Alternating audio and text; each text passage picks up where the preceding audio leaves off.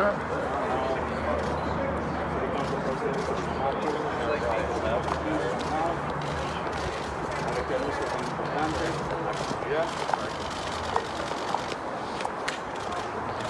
Morning. Good morning, everybody. And I'm really excited to be here. It's day 30 in the governor's office, and I'm here to announce my nomination for lieutenant governor. Starting today, we have an opportunity, and I believe it's an important one. We have an opportunity to show how a governor and lieutenant governor can work together as one team of all Rhode Islanders.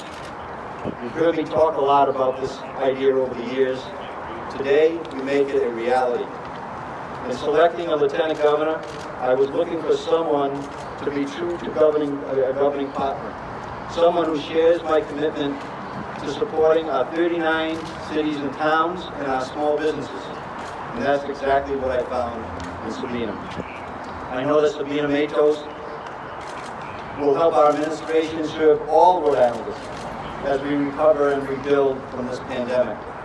And I'm honored to nominate her for Lieutenant Governor today.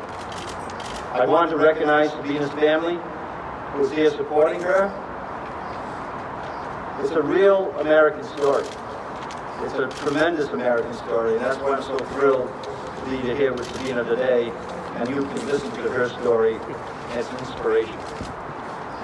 You should be very proud of Sabina, what she's accomplished, and all the good work I know she's prepared to do for Rhode Island. Sabina and I both got to start in public service on our city or town council in the community we call home. It's where we learned about serving our neighbors and the crucial role that local government plays in all our lives. Having been Lieutenant Governor, I know the good work the office can do. The Lieutenant Governor leads the Small Business Advocacy Council, the Long-Term Care Coordinating Council, and the Emergency Management Advisory Council. Sabina Matos is ready to take on these responsibilities from the first day she takes office. But the office can do so much more than its statutory duties.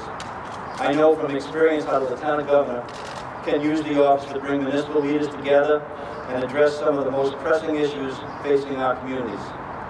That's how we filled the class action lawsuit to hold Big Pharma accountable for their role in the opioid crisis.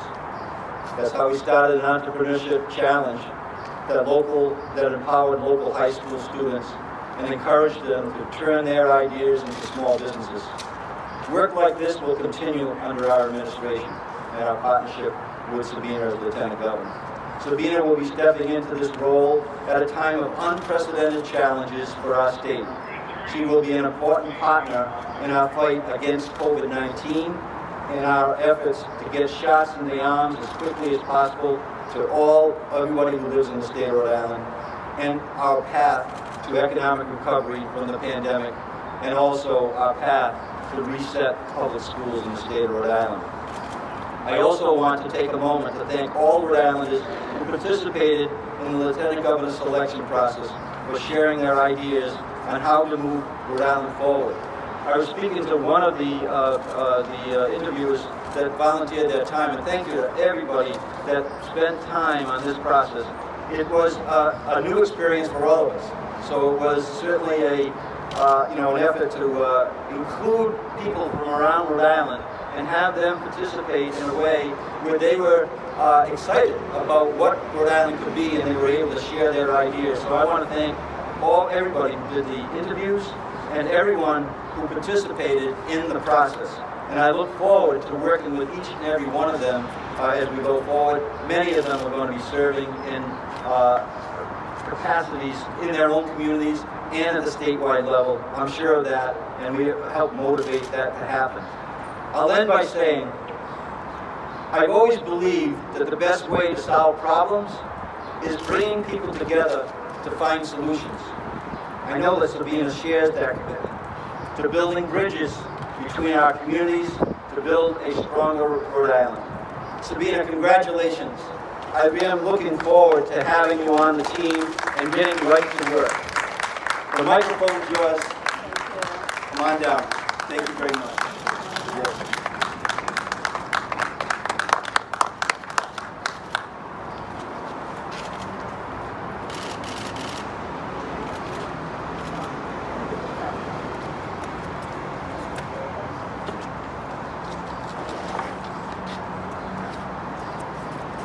Dan.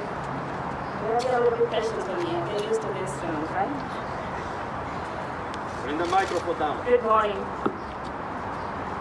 Thank you. Good morning. I'm humble and excited to be here today. Thank you, Governor, for the trust you put in on me with this nomination. Thank you. If I'm confirmed by the Senate, I will be tirelessly working for the residents of Rhode Island. As the first Afro-Latina woman nominated to this post, I'm grateful to the Governor's commitment to diversity and inclusion. I look forward to working with him to further that vision for all Rhode Islanders upon my confirmation. I will be remiss if I did not take this opportunity to express my gratitude to my husband Patrick, my son Diego, my daughter Anne-Marie, and my mother Diane that's here, as well to my father that unfortunately couldn't be here. And the rest of my family members, I have some of my young, fearless women of the family attending today. Thank you for being here. And I would like also to thank my friends that are like family, and those friends that took the time to reach out to me, tell me what do you need? Do you want me to reach out to the governor? What I can do. Thank you to all of you. The governor and I share a common belief that public officials whose experience is grounded in cities, streets, and neighborhoods can bring thoughtful and practical leadership to Rhode Island. You can see this as evidenced by Governor McKee expanding the vaccine distribution throughout our cities and towns. I share the governor's commitment to getting as many Rhode Islanders vaccinated as quickly as possible. And as the governor has said, we must continue to step up our effort and to make sure vaccines are reaching our communities of color. The state of Rhode Island faces many challenges ahead. Together, we will take the issues that are most important to our residents: getting vaccines in arms, getting people back to work, and addressing the affordable housing crisis, and helping our small businesses community to get back on their feet and get through this global pandemic. Getting Rhode Island vaccinated is key to returning our students to the classroom and to reverse the learning loss that had happened during this past year. Also, to reopen our economy and reopening our small businesses, the backbone of our economy. I'm looking forward to being the governor's partner in this effort. I'm also looking forward to being out in our 39 cities and towns, working with our municipal leaders, hearing and advocating from our small businesses, and advancing the housing agenda at the state level. Today, I stand here as the nominee for Lieutenant Governor, but my story begins in the Dominican Republic. My family came to the United States in 1994 to find a better life. I vividly remember arriving in New York City, almost not knowing English, and very soon thereafter, moving to Providence, Rhode Island. I graduated from Rhode Island College. I was elected to the Providence City Council and eventually elected president of the City Council by my colleagues. and humbled to be selected from my distinguished colleagues who were finalists in this process. I hope and know that each of them will work with Governor McKee on behalf of all Rhode Islanders. As the governor has said, this is going to take all of us working together to climb out of this public health crisis and this economic crisis. Governor, thank you again for this high honor. I'm looking forward to being your partner and being on your team. Thank you.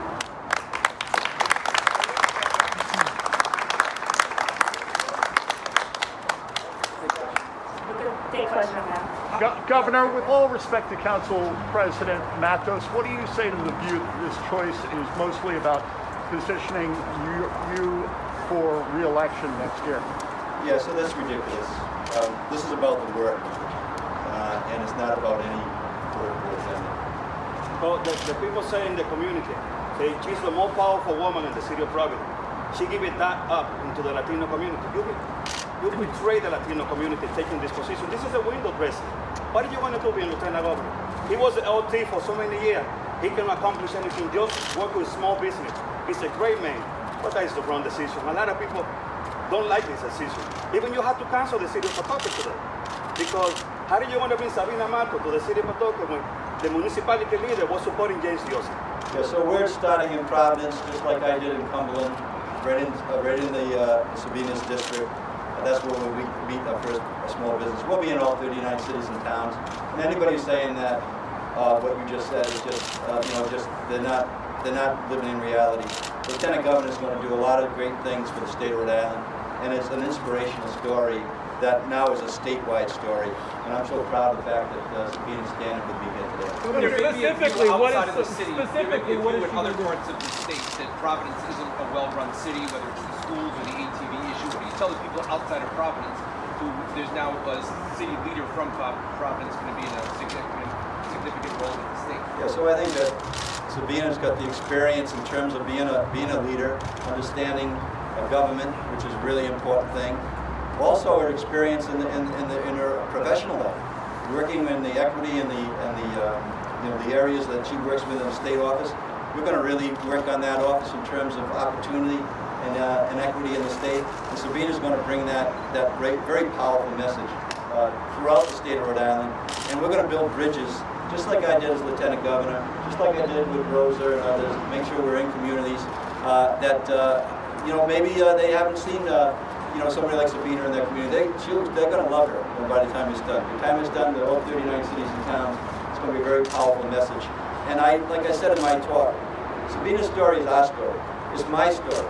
It's the same story that we had when my family settled here in Rhode Island years ago, 100 years ago or more. Her story is the same story. That's why people are going to really appreciate the fact that we're all one state and we're going to make it that way. So I would just say that she has the experience to do what we need to do in the state of Rhode Island, and she brings some very valuable leadership right to the State House, and I'm looking forward to working with her. Ms. Matos, specifically, what will her role be? Are you giving her any responsibilities to prevent sort of the situation that you had with Governor Raimondo, where there isn't a lot going on between LG and Governor? Well, I think I mentioned that in my opening comments. We've got a great opportunity to show how a Lieutenant Governor and Governor can work as one team for the best interest of the state of Rhode But any Island. specific area, healthcare, education, anything specific? The office is pretty well defined, as I said when I became Lieutenant Governor: small business, long-term health care, Alzheimer's issues, emergency management, and then, as you mentioned, as Sabina mentioned, housing is a real issue as well. So there's going to be a big role for the Lieutenant Governor. She'll be at our press conferences. You're going to be able to hear what her agenda is, what she's working on a weekly basis with me. And as soon as we get past this COVID, she'll be at our press conference tomorrow. She'll be involved in all the meetings that have to do with COVID and the emergency situations that we're in right now. There's much to do, and then she's going to be very involved, and I know how to do that. You're going to delegate some of your duty to Sabina Matos? Absolutely. Sabina's going to be part of our team, part of our administration. Just like I've seen, I chaired the National Lieutenant Governors Association for 3 years back. I traveled around the country meeting lieutenant governors who had governance models that were really working. So a lieutenant governor and governor were not only were managing together. You're going to see that, and then it'll unfold in front of your eyes in terms of how we're going to make that work in a real significant way. Not only during the COVID, not only during this crisis, but beyond that, because that's what we're focused on, right? We're focused on reopening Rhode Island, reopening the schools, reopening the economy, and Sabina's going to play a significant role in that as Lieutenant Governor if she is, approved by the Senate when we present it. Sabina, what do you want to accomplish as Lieutenant Governor? What's your #1 priority? Thank you. The priority right now for the governor and I, is, as I said earlier, is to continue to make sure that everyone who wants to get vaccinated gets access to the vaccine. That's going to be the priority for us, #1. Madam President, ¿Cómo se siente en ser nominada la primer latina, la primera mujer de color, persona de color aquí en el estado de Rhode Island? Gracias. Para mí es totalmente un honor. Y también siento el peso de la responsabilidad que eso significa. Cuando uno es el primero en algo, tiene una responsabilidad muy grande de asegurarse de hacer un buen trabajo para no dañar la imagen de los que puedan venir después. Para mí es totalmente un honor esta oportunidad y de compartir este momento acá afuera con mis amistades y mis familiares y las jóvenes de la familia. Do you see an opportunity to put your... ¿Qué son sus prioridades si sería pues ya la teniente, la vicegobernadora? Con el gobernador, nuestra prioridad es asegurarnos que todo el mundo que quiera recibir una vacuna tenga acceso a la vacuna. Asegurarnos que la vacuna esté disponible en los vecindarios y cerca de las personas que la necesitan.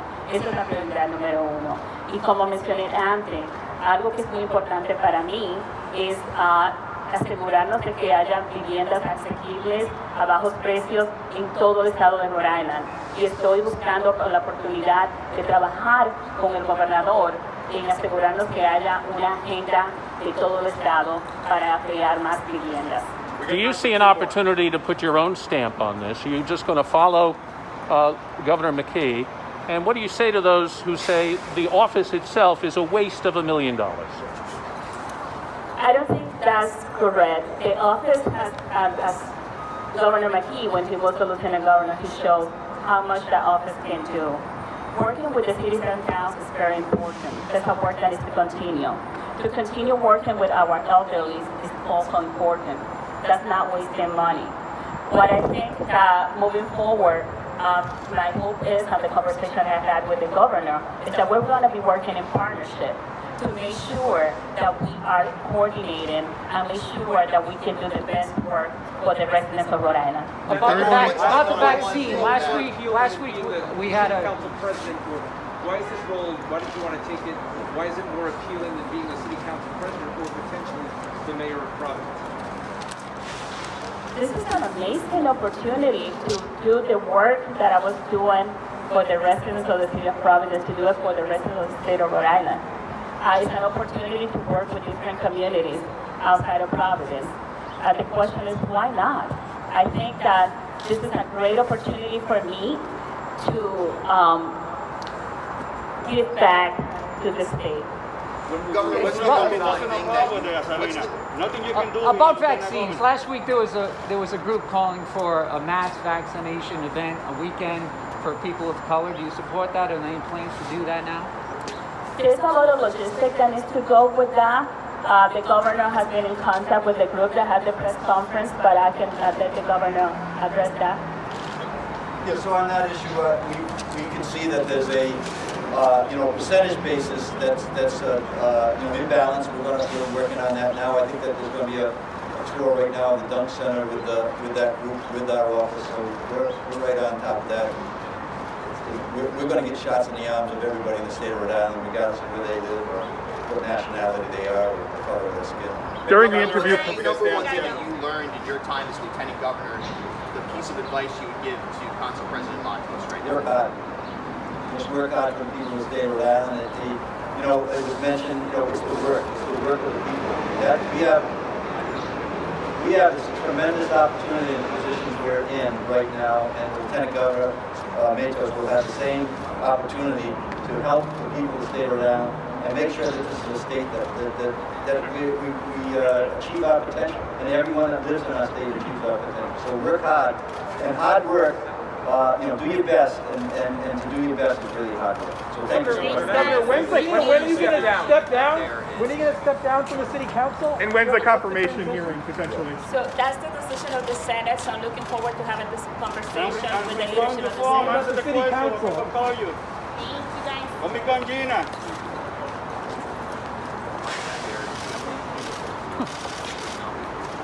All right. What's that? Dylan, Well, look,